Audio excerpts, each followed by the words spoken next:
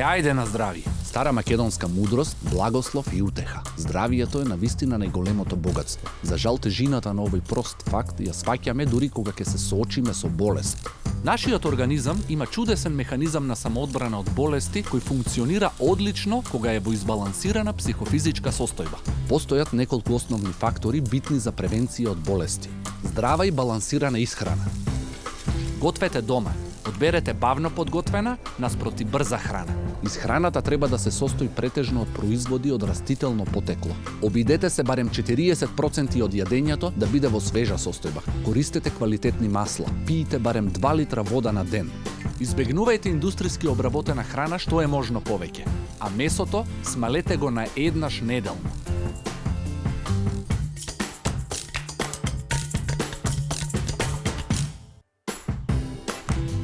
Средствата за чистење во домот, како омекнувачи, прашоци, киселини, бази, освежувачи на простор, ароми, козметика, градежни материјали за монтажа, силиконските китови, разредувачи, бои и лакови се извори на токсини кои се таложат во нашето тело. Затоа треба правилно да се складираат и употребуваат.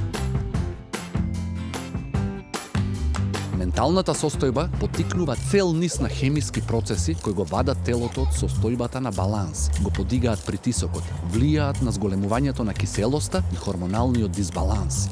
Вежбајте.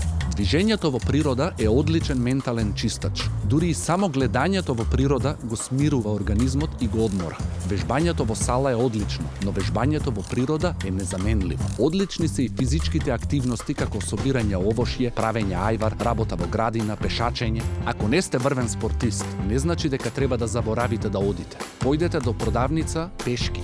Физичката активност значително помага при контролата на глукозата во крвта, тежината и крвниот притисок, го јакне имунитетот, спречува активирање на алергии и астма.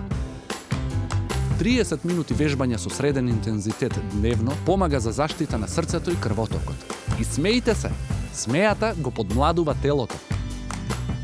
Здравиот сон е незаменлив за правилно ментално функционирање. 6 до 8 часа се потребни за одмор на повеќето луѓе. Балансот е клучот. Здравието е избор.